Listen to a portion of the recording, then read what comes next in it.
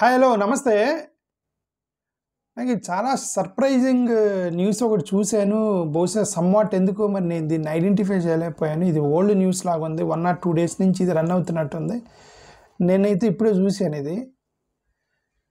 నాకెందుకో మరి అంటే నాకు కొద్ది I had to take my online classes చెప్తా నేను. ఒకటి ఆన్‌లైన్ క్లాసులు చెప్పుకుంటాను. ఎందుకంటే we had to run the family also right.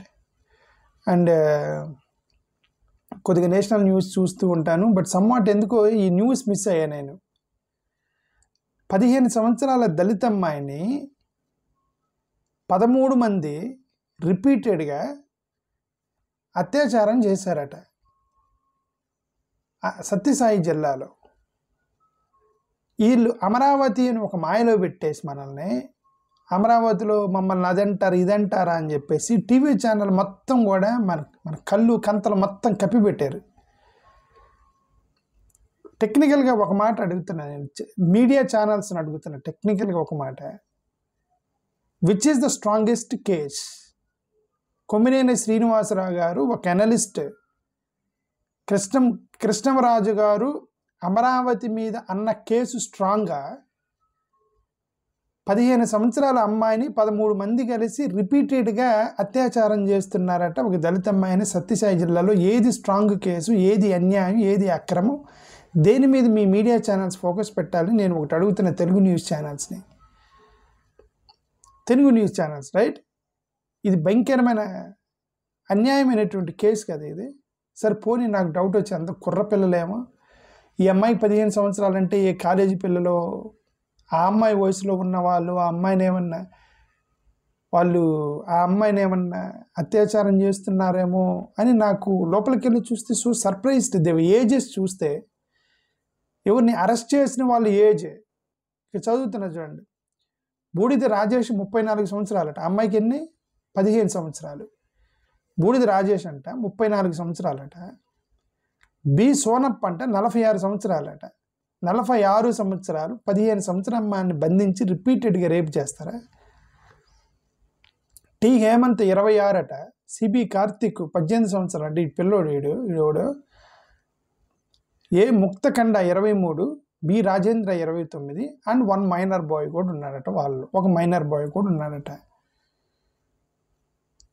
ఏంది ఇదేమైనా వెనక కక్షలుండే అమ్మాయిని, ఒక కక్షపూరితంగా అమ్మాయిని వాళ్ళు కిడ్నాప్ చేసి రేప్ చేశారా, లేకపోతే ఫ్యామిలీ గొడవలతో అక్కడ విలేజ్లో గొడవల ద్వారా కిడ్నాపా, లేదంటే ఇంటెన్షనల్గానే సెక్షువల్గా అబ్యూస్ చేయాలనేటువంటి ఒక ఉద్దేశంతోనే వాళ్ళు ఆ అమ్మాయిని అలాగ బంధించి రిపీటెడ్గా అత్యాచారం చేశారా అనేది పోలీసులు చెప్పాలి. చెప్పరు కదా పోలీసులు మొత్తం. వాళ్ళకి ఎంతవరకు అయితే వాళ్ళకి ప్రభుత్వానికి చెడ్డపేరు రాకూడదు. దానికోసం అన్ని సత్యాలు మనం చెప్పకూడదు. కొన్ని కేసుల్ని మనం మూసేయాలి, కొన్ని కేసుల్ని మనం చెప్పాలి. ఏమి లేకపోయినా కూడా ఉందని చెప్పి అరెస్ట్ చేయాలి కొంతమందిని. కొన్ని ఉన్నా సరే కప్పిపెట్టాలి.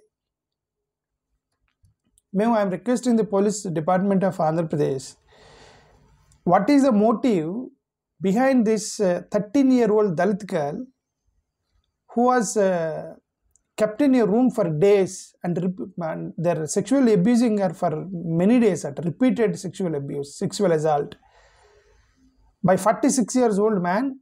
ఆలలో 29, 34 వాళ్ళ వయసు, అమ్మాయి వయసు 15 సంవత్సరాలు. దయచేసి పోలీసులు వాళ్ళు ఇప్పుడు అరెస్ట్ చేస్తారు, కేసులు పెడతారు, సెక్షన్లు పెడతారు, వాళ్ళు బెయిల్ తీసుకొని బయటకు వస్తారు. అంతే కదండి, బెయిల్ తీసుకొని బయటికి. ఎందుకు మేము అరెస్ట్ చేసామని చెప్తారు, వాళ్ళు బెయిల్ తీసుకొని అన్ని కేసులు ఇవన్నీ జరుగుతాయి. అదే దళిత అమ్మాయి కాబట్టి పర్లేదు. అదే ఒక డబ్బులున్న అమ్మాయికి కనుక అది జరిగిందనికని అన్యాయం ఎన్కౌంటర్ చేస్తారు. కొద్దిగా ఇన్ఫ్లుయెన్షియల్ వ్యక్తి అయితే ఎన్కౌంటర్ చేస్తారు. కోపం వచ్చింది, ఎందుకంటే పోలీసులకు కూడా కోపం వచ్చింది. ఇన్ఫ్లుయెన్షియల్ పర్సన్ అయితే, దళిత అమ్మాయిలు అయితే చట్ట ప్రకారంగా వెళ్ళి వాళ్ళని అరెస్ట్ చేసి పోలీస్ స్టేషన్లో పెట్టి మీ ఇష్టమై మీరు బెయిల్ తెచ్చుకొని పోండి అని చెప్పేసి వాళ్ళు బెయిల్ తెచ్చుకొని పోతారు. ఆ మ్యాక్సిమం అంతవరకు జస్టిస్ చేస్తారు పోలీసులు. ఎన్కౌంటర్లు చేయటం ఇవన్నీ చేయరు. ఎందుకు దళిత అమ్మాయి కోసం ఎవరన్నా ఒక దళిత అమ్మాయిని అత్యాచారం చేశారని ఎన్కౌంటర్ జరిగిన చరిత్ర దేశం మొత్తం మీద జల్లెడ పెట్టి చూసినా అక్కడ కనబడుతుంది మీకు. అమ్మాయిలు రేప్ చేశారనే పేరుతోటి కొన్ని వందల మంది ఎన్కౌంటర్ అయ్యారు దేశంలో, కొన్ని వందల మంది ఎన్కౌంటర్ అయ్యారు దేశంలో. కానీ ఒక్కడు కూడా ఒక దళిత అమ్మాయిని రేప్ చేశారని ఎన్కౌంటర్ చేయలే, ఒక్కరిని కూడా చేయలే. కాబట్టి మేము ఎక్స్పెక్ట్ చేయం మీరేమో వాళ్ళందరిని పట్టుకెళ్ళి మీరు ఎన్కౌంటర్ చేస్తారని చెప్పి మేమేమి ఎక్స్పెక్ట్ చేయం దాన్ని. ఎందుకంటే లాజికల్ రీజనింగ్ ఉంటుంది.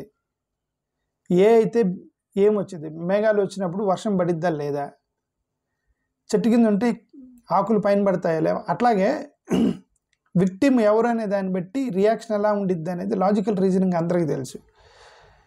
ఒక దళిత అమ్మాయికి ఇంత అన్యాయం జరిగితే చట్టపరంగా తీసుకెళ్ళి SC/ST కేసు పెట్టి పోస్కో యాక్ట్లు పెట్టేసి కేసులు పెట్టి వాళ్ళు జైలుకి పంపిస్తారు. వాళ్ళు బెయిల్ తీసుకొని బయటకు వస్తారు. వాళ్ళని మాత్రం ఎన్కౌంటర్ చేయరు. మీరు వాళ్ళని ఎన్కౌంటర్ చేయాలని నేను అన్నాను అనుకోండి, అది చట్టవిరుద్ధం అయింది. కాబట్టి నేను అంటలే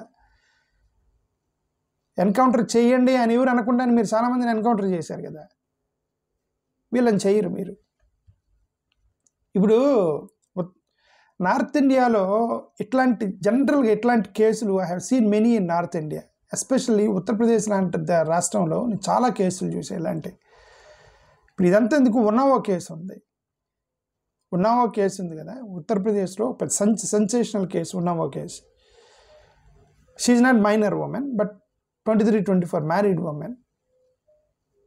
ఇలానే తీసుకెళ్ళి బంధించి రిపీటెడ్గా గ్యాంగ్ రేప్, రిపీటెడ్గా కొన్ని రోజుల పాటు గ్యాంగ్ రేప్ అండ్ మర్డర్. ఆమె బయటకు వచ్చి ఫైట్ చేసి మనందరికి తెలిసి ఉన్న ఒక కేసు ఏమైందా. ఇలాంటివి చాలా కేసులు ఉత్తరప్రదేశ్లో జరిగాయి. రీసెంట్గానే ఒక అమ్మాయిని 14 సంవత్సరాల అమ్మాయిని, అదే మొరాదాబాద్ ఉత్తరప్రదేశ్లోనే 14 సంవత్సరాల అమ్మాయిని 4 పిల్లలు తీసుకెళ్ళి రిపీటెడ్గా గ్యాంగ్ రేప్ చేశారు అమ్మాయిని. Just 1 month ago 19 years old. ఆ ఒక్కటి మీకు చదువుతాం మీకోసం ఉత్తరప్రదేశ్లో ఏం జరిగిందని. 23 మంది 6 రోజుల పాటు 19 సంవత్సరాల ఒక అమ్మాయిని రిపీటెడ్గా గ్యాంగ్ రేప్ చేశారు ఉత్తరప్రదేశ్లో.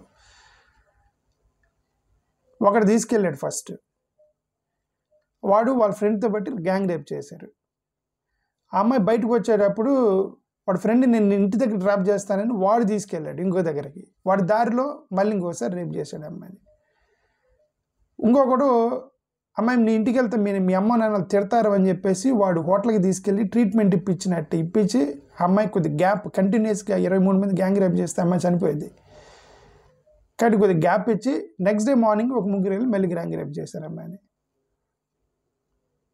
ఆ అమ్మాయి భయపడి ఎవరికో ఫోన్ చేసి ఎవడో వచ్చి రే ఎందుకు ఈ అమ్మాయిని ఇట్లా చేస్తున్నారు అని చెప్పి వాడి ఇంటికి తీసుకెళ్ళి మళ్ళీ అక్కడ ఒక ఇద్దరు, ఇలాగ 23 మంది మార్చుకొని ఒక అమ్మాయి దళిత అమ్మాయి కాదు, ఉత్తరప్రదేశ్లో మరి BC కులస్తురాలు అయి ఉండొచ్చు. SC/ST కేసు పెట్టలేదంటే she is not Dalit women but 19-year-old girl. రిపీటెడ్గా చేశారు ఉత్తరప్రదేశ్లో. అది నేను చూశాను గతంలోనే. బట్ ఇప్పుడు చూస్తే ఆంధ్రప్రదేశ్లో ఒక దళిత అమ్మాయికి ఇలాంటి కేసు జరిగిందంటే ఆశ్చర్యం అనిపించింది నాకు. So surprise to see this news. అది మీ దృష్టికి తీసుకొస్తున్నా. ఇప్పుడు దళిత సంఘాలు మొన్న అమరావతికి సంబంధించిన కేసులో శ్రీనివాస్ గారు ఏదో అన్నారని చెప్పి చాలామంది దళితులకు కోపం వచ్చి కొమ్మినేని శ్రీనివాసరావుని అరెస్ట్ చేయాల్సిందే, ఇంకెవరినే కృష్ణంరాజు గారిని అరెస్ట్ చేయాల్సిందని దళిత సంఘాలట కంప్లైంట్ చేశారట. రాస్తా రోకులు చేశారు దళిత సంఘాలు. ఎవరి కోసం? ఒక ఎనలిస్ట్ ఎనాలిసిస్ చేస్తూ అక్కడ ఏదో ఉందని చెప్పినాడని. ఇప్పుడు ఈ దళిత సంఘాలు, ఈ దళిత మహిళలు, ఈ దళిత వ్యక్తులు, ఈ దళిత ఆర్గనైజేషన్స్ దీని విషయం మాట్లాడరా? 15 సంవత్సరాల అమ్మాయిని ఆడెవడు 46, 34 అమ్మాయి దళిత అమ్మాయిని వాళ్ళు కట్టేసి రిపీటెడ్గా రేప్ చేశారంటే ఓకే వాళ్ళు అరెస్ట్ చేస్తున్నారని న్యూస్లో చదివాను. బట్ చూద్దాం పోలీసులు ఏం చేస్తారు. థ్యాంక్ యూ, నమస్కారం.